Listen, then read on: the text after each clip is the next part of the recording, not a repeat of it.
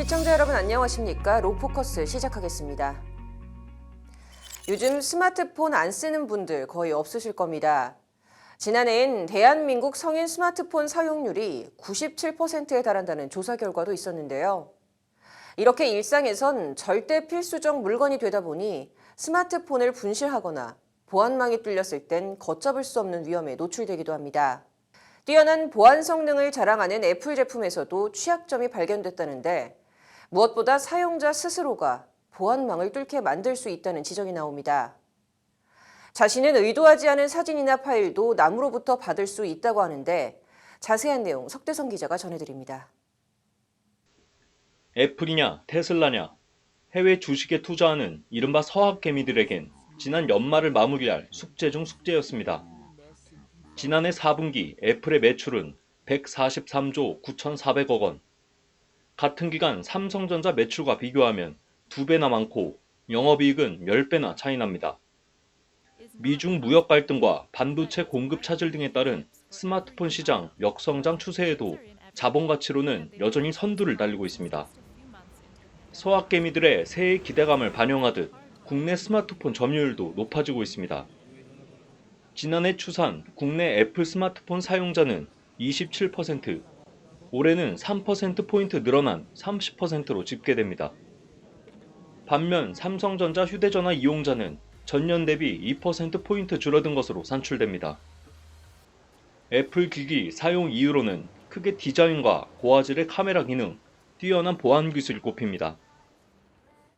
대부분 선택하는 이유 중 하나일 텐 사진? 보안 좋은 거는 그 통화 중에 녹음 안 되는 거나 아니면은 기타 등등 다른 서비스 이용할 때마다 제한 걸리는 거.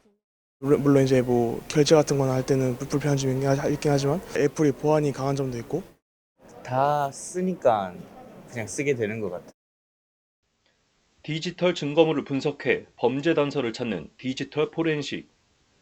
21세기 핵심 수사기법 중 하나지만 때로는 아이폰 보안 철벽을 넘지 못해 이목을 끕니다.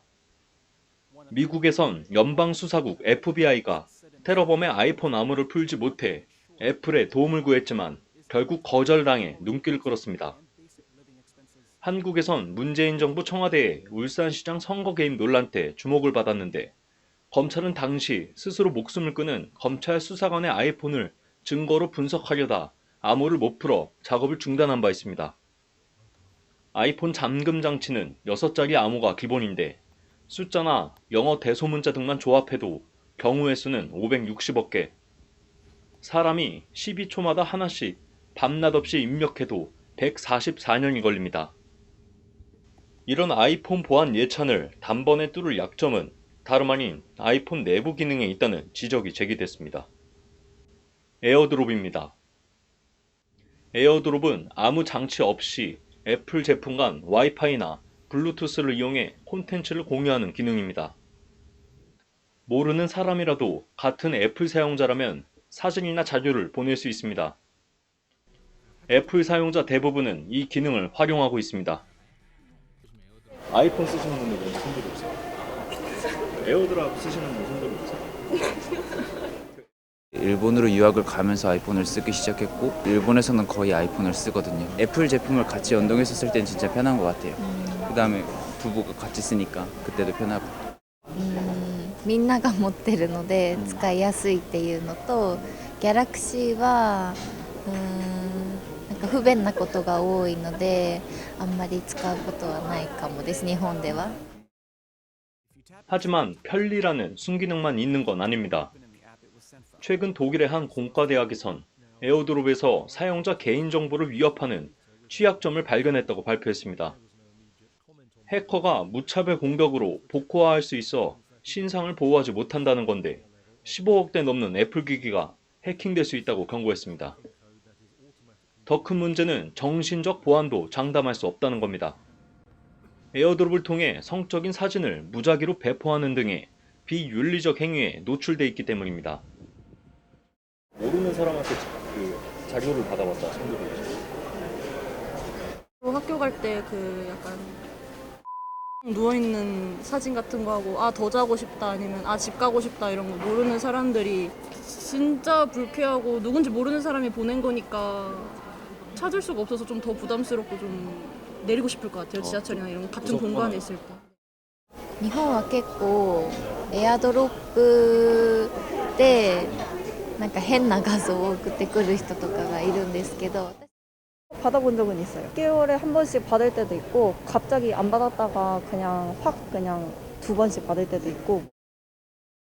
이른바 디지털 바바리맨도 출연 중입니다.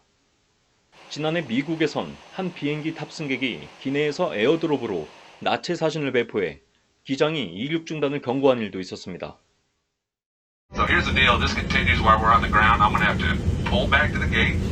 Everybody's going to have to get off. We're going to have to get security involved. And it's vacation that's going to be ruined. So you folks, whatever that airdrop thing is, quit sending naked pictures. Let's get yourself to Cabo. 이런 사고, 아이폰 사용자라면 한국에서도 흔히 경험할 여지가 있습니다. 모르는 사람에게 컨텐츠를 받는 시민이 있을지 직접 한번 실험해봤습니다. 에어드롭을 켜고 있는 아이폰 사용자 다수에게 사진을 본 사람은 손을 들어달라고 했는데 곧바로 응답이 왔습니다. 친구들과 사진을 공유하던 시민들이었습니다. 사고가 터져야 수습하는 대한민국. 성적 타락이 만연한 사회에서 성적 보호를 위한 최소한의 방지책 마련이 시급하다는 평가입니다. 법률방송 석대성입니다.